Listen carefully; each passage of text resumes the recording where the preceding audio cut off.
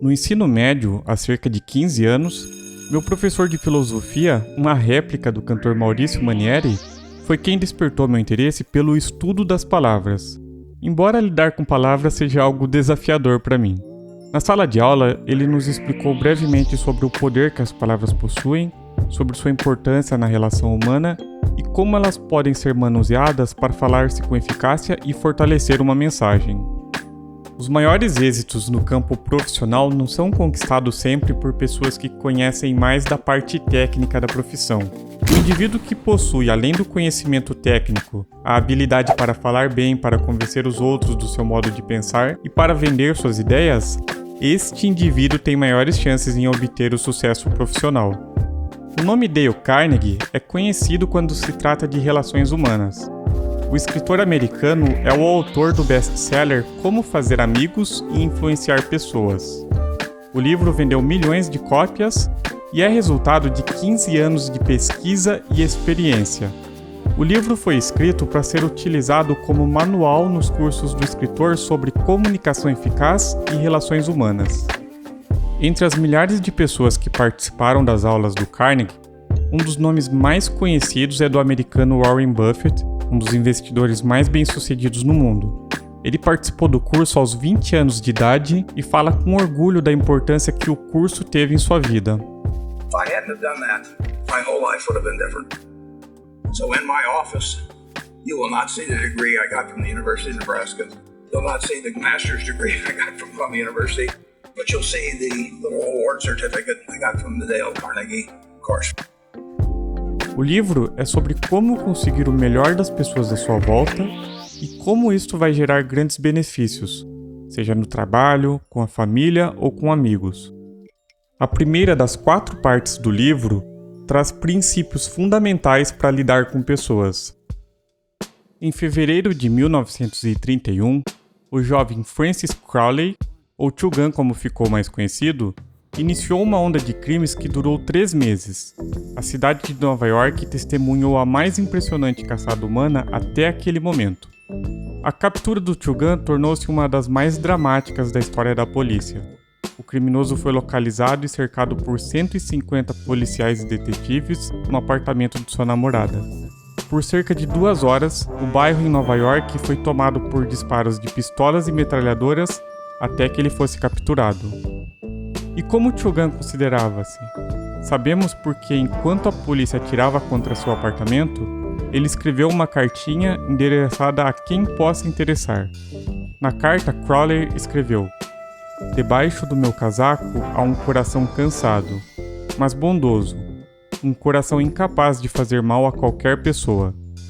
No dia anterior, o criminoso de carreira estava com a namorada na estrada no campo em Long Island. Por acaso, um policial dirigiu-se até o carro estacionado e solicitou a identificação de Crowley, que sem dizer uma só palavra, sacou sua arma e derrubou o policial com um tiro. Ele saltou do carro, tirou o revólver do policial caído e efetuou outro disparo contra o corpo no chão. E era este assassino quem dizia: "Debaixo do meu casaco há um coração cansado, mas bondoso, um coração incapaz de fazer mal a qualquer pessoa." Crowley foi condenado à cadeira elétrica e no dia da execução ele disse: "É o que eu consegui por defender-me." O ponto interessante da história é que Two Gun não se culpa por nada, e esta é uma atitude comum entre criminosos.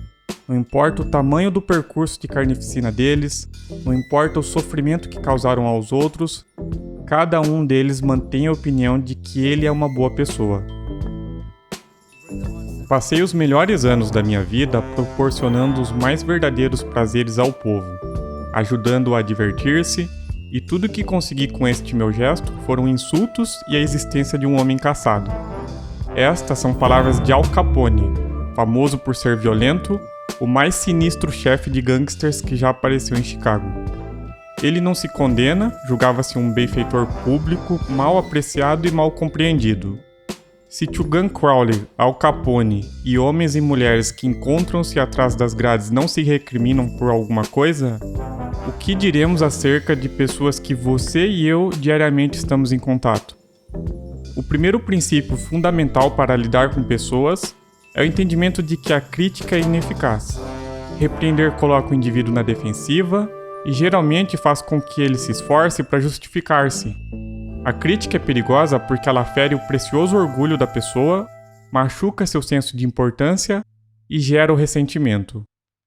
Nos Simpsons, o diretor Skinner recebeu este nome em homenagem ao B.F. Skinner, o psicólogo mais ilustre do século XX.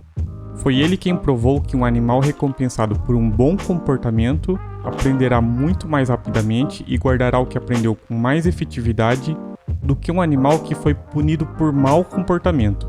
E um outro estudo mostrou que o mesmo se aplica aos humanos. Ao criticar, não realizamos mudanças duradouras e muitas vezes resulta em ressentimentos.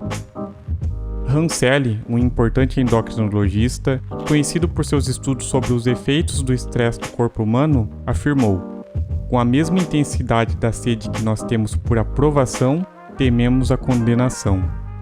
O ressentimento que as críticas geram pode desmoralizar os empregados, os familiares e os amigos, e ainda assim não melhorar a situação que tem se condenado.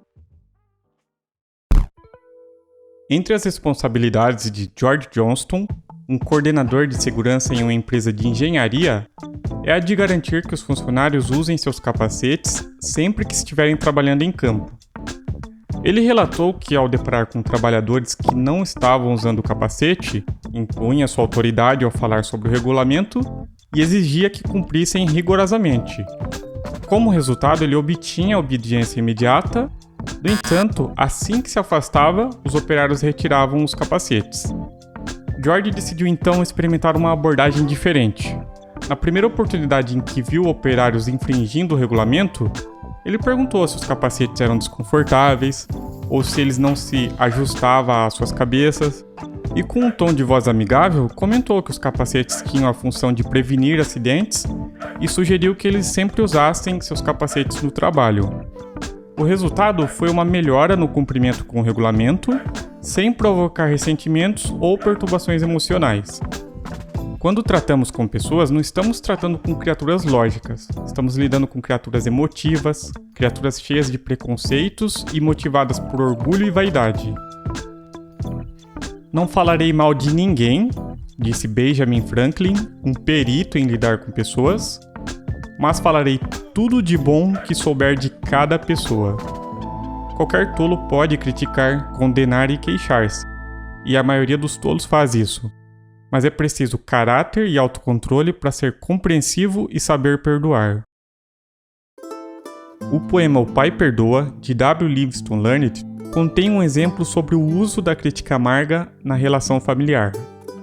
No poema, o pai é tomado por um sentimento sufocante de remorso quando reconheceu que o hábito da crítica tinha tomado conta da relação pai e filho. De manhã, repreendeu o rapazinho por não enxugar o rosto direito com a toalha.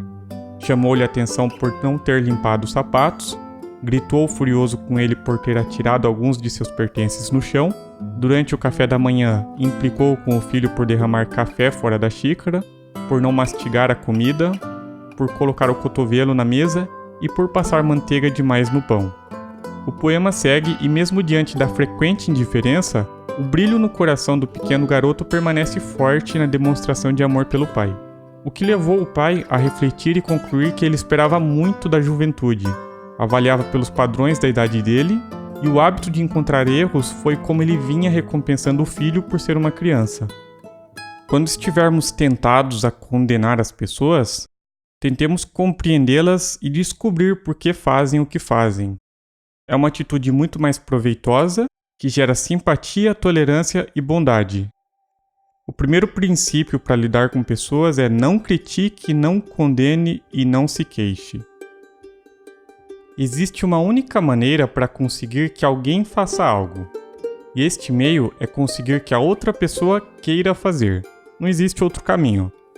Certamente você pode empunhar uma pistola para que uma pessoa lhe entregue seu celular, você pode obter de um empregado sua colaboração ameaçando despedi-lo, você pode levar uma criança a fazer o que você deseja por meio de pancadas e ameaças, mas estes métodos cruéis têm repercussões profundamente indesejáveis. O único caminho pelo qual posso conseguir que você faça algo é dando-lhe o que você quer. E o que você quer? John Dewey, um ilustre filósofo americano, diz que a necessidade mais profunda da natureza humana é o desejo de ser importante. Quase todo adulto normal deseja saúde, alimento, repouso, dinheiro e as coisas que o dinheiro compra, vida futura, satisfação sexual, o bem-estar dos filhos e uma sensação de importância. O desejo de sentir-se importante é uma das principais diferenças entre o homem e o animal. Foi o desejo de sentir-se importante que levou um empregado num armazém, pobre e sem escolaridade, a estudar alguns livros de direito que encontrou entre objetos descartados. Certamente você já ouviu falar deste empregado de armazém. Chamava-se Abraham Lincoln. É o mesmo desejo que levou Rockefeller a juntar milhões que jamais gastou. É o desejo que faz você querer usar roupas da moda, dirigir carros recém-lançados e a falar sobre seus inteligentes filhos. Charles Schwab foi uma das primeiras pessoas nos negócios americanos a receber um salário superior a $1 milhão por ano. Isto numa época em que uma pessoa recebendo $50 por semana era considerada de boa situação. Por que Andrew Carnegie, o magnata do aço, pagava a Charles mais de $3 mil por dia? Porque Charles era um gênio? Não. Porque ele sabia mais sobre produção de aço do que outras pessoas? Também não. Charles conta que ele recebia um salário tão elevado devido à sua habilidade em lidar com pessoas. Nas palavras do próprio Charles, ele revela seu segredo. Eu considero minha habilidade em despertar o entusiasmo entre as pessoas a minha maior força, e o meio mais eficiente para desenvolver o que há de melhor em uma pessoa é a apreciação e o encorajamento. Não existe nada mais capaz de acabar com as ambições de um indivíduo do que a crítica de seus superiores. Nunca critico quem quer que seja. Acredito no incentivo que se dá a uma pessoa para trabalhar. Sendo assim, estou sempre ansioso para elogiar, mas relutante em encontrar faltas. Se gosto de algo, sou sincero na minha aprovação e sou generoso no meu elogio. Isto é o que Charles fazia, mas o que faz a maioria das pessoas? Exatamente o oposto. Se eles não gostam de algo, repreendem severamente o subordinado. E se gosta, não diz nada. Na obra A Tragédia de Júlio César, de William Shakespeare, o discurso de Marco Antônio em frente ao corpo de Júlio César provê um paralelo poderoso. O mal que os homens fazem vive sempre, mas o bem é enterrado com seus ossos.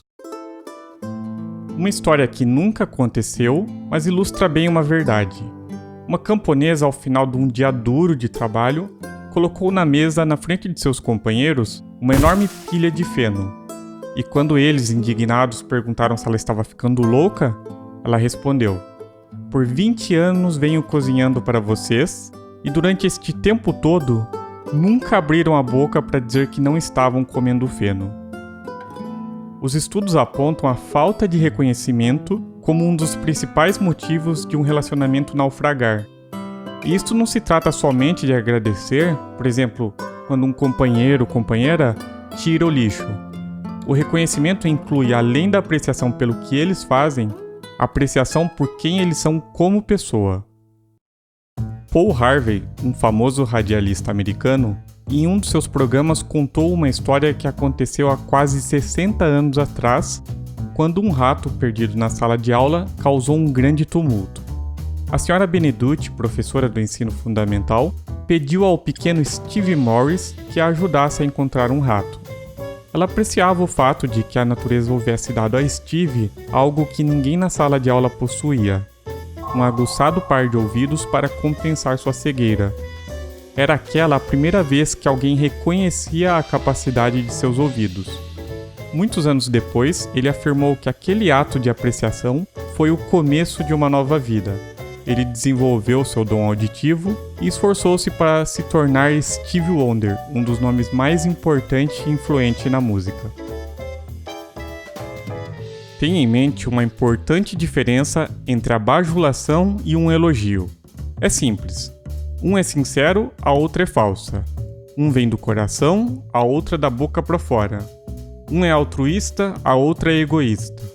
Um é universalmente admirado, a outra é universalmente condenada.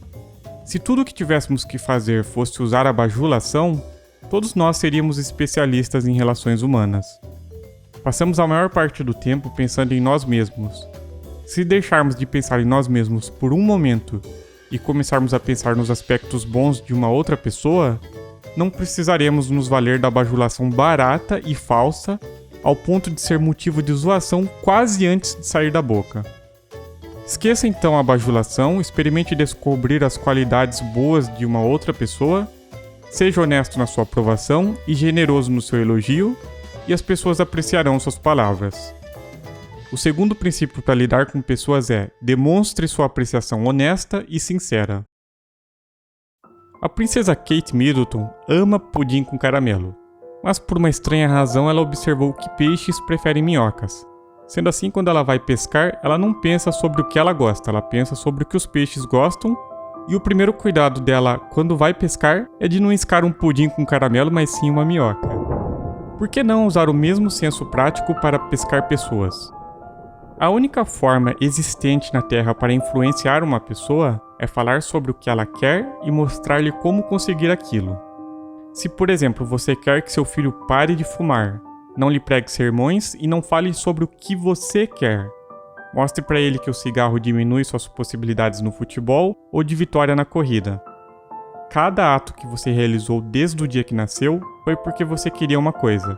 No livro Influenciando o Comportamento Humano, do professor Harry Overstreet, diz: a ação surge do que fundamentalmente desejamos, e o melhor conselho que pode ser dado às pessoas que precisam convencer alguém, seja nos negócios, em casa, na escola ou na política, é despertar na outra pessoa um desejo ardente.